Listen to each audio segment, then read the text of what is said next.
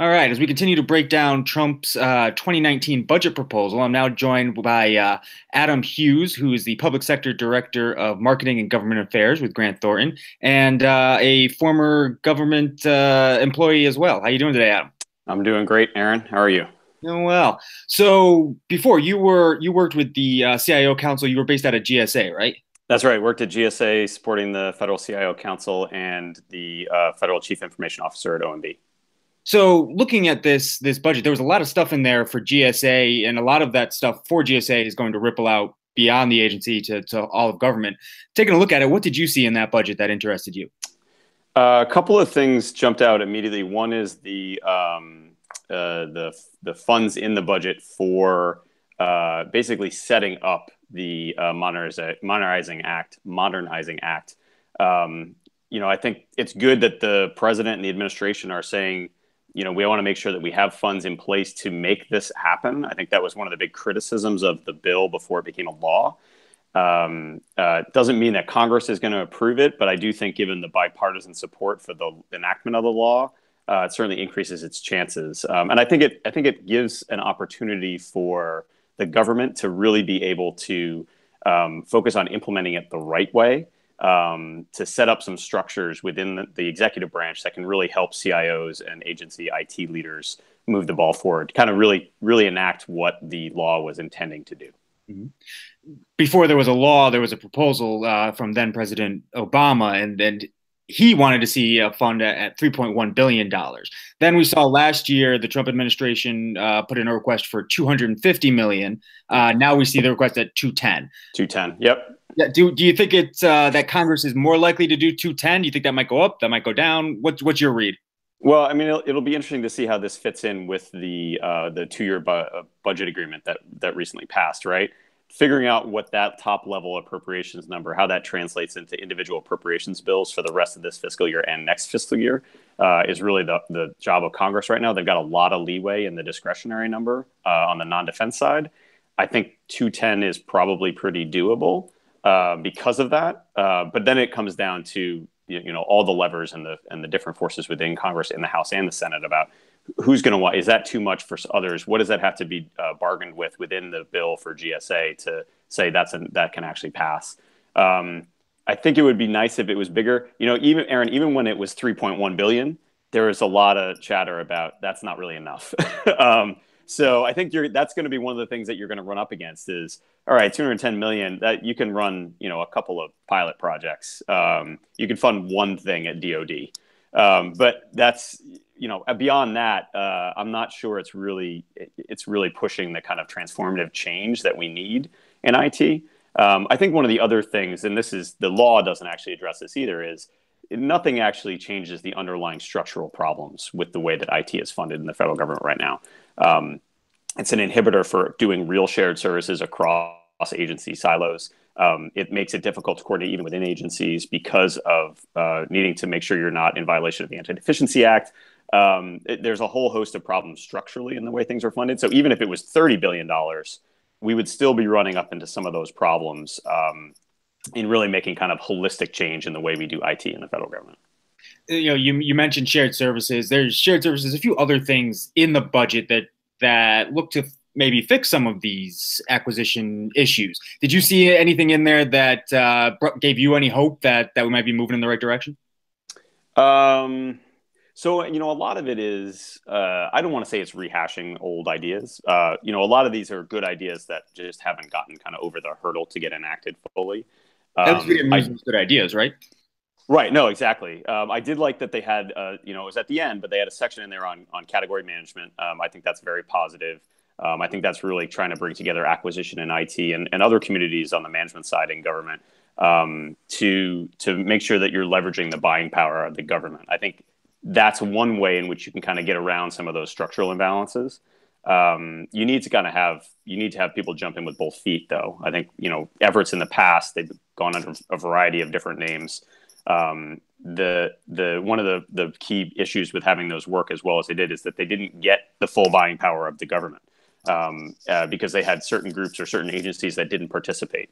And that can really undermine your ability to kind of drive savings through bulk procurements. So that, but it's nice that it's in there. I think it's a key part of being able to buy IT in a smart way. I think the agencies involved and GSA in particular, they spent a lot of time on the policy level and also on the operations level about how does this actually work? How do agencies group their buying power to get the things that they need? So it's hopefully this is another kind of marker where they can continue that momentum forward to really get it moving so that we're starting to save some money. Mhm. And of course, these budget documents, the presidential proposal, it's not about the numbers, right? It's about what the administration wants. These are the priorities that Right. they're putting forth. So based on what we've seen, the budget that was put out yesterday, what pronouncements can we make about the administration's IT priorities? So two interesting things that caught my eye. One is that every year they have this chart that kind of shows IT spending over time. But the way that they did it this year, they usually break it out defense, non-defense. But the way they broke it out this year is they took defense out of it altogether, and they had non-defense, and they also had a line that removed grants from the spending. So I'm not a $9 million in grants they took. right, Yeah. and I'm not 100% sure how they calculated that, but it is interesting to see that in conjunction with the introduction of the GREAT Act in Congress, which is kind of like the Data Act, but for grants management, to trying to really make sure we're using the same, comparing apples to apples in grants management to coordinate across different agency silos to make sure we're not giving funds to the same sort of efforts. Um, I don't know if that's why that was in there. I kind of saw it as, if you could think of making an homage in a budget document, I think that would be a cool way to do it. Kind of signaling that they like this idea to continue this kind of transparency and data cleanup process that has been underway over the last couple of years.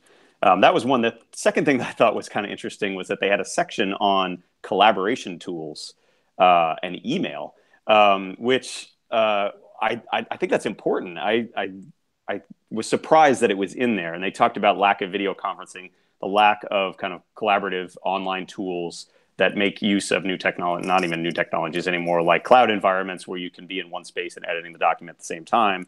But based on my time in government, that was a huge hurdle. And the thing that they're really going to have to focus on if they want to make progress is that it's not creating environments within each agency. I mean, GSA was on the Google platform when I was there. We had Gmail, we had Google Docs. It was great. And we made it, the agency made an investment in that, and it cost a lot of money up front, but I thought it really boosted productivity after it was in place.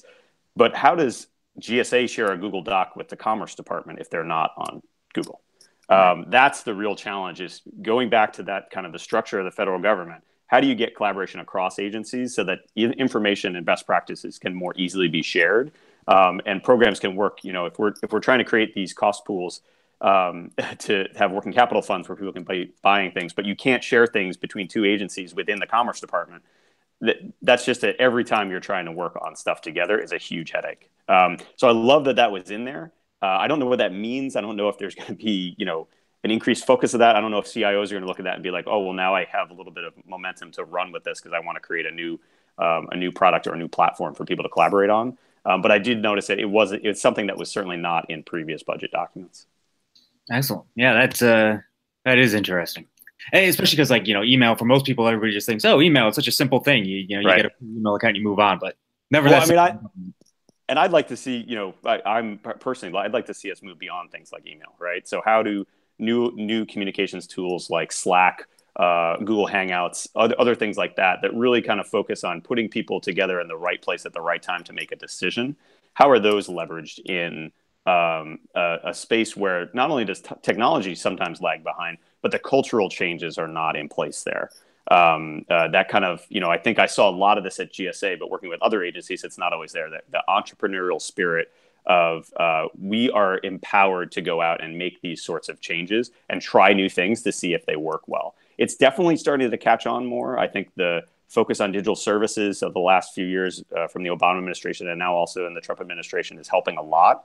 But I think we need to continue to send messages to federal employees that and get support from their leadership to say, we want you to drive efficiencies and better outcomes. And that doesn't always mean that we have a new performance management tool or a new fancy technology. Maybe it means that you're just working within the folks in your orbit in the government to figure out a better way to do things. Yeah, definitely. Definitely. And I agree. I also like that they called out USDS specifically to say, this Yep. is so important. It's not going anywhere. We love Yep. it. Well, and from the very early days of the administration, this new administration, I think they were sending signals around certainly internal to government, but also some of their external releases were supportive and positive. Total change in the way they've approached other things with the Obama administration, right? I mean, so that's a very stark contrast that shows you that I think there's strong support for those types of things going forward. Excellent. Adam Hughes, Grant Thornton, thanks for joining us today. You bet, Aaron.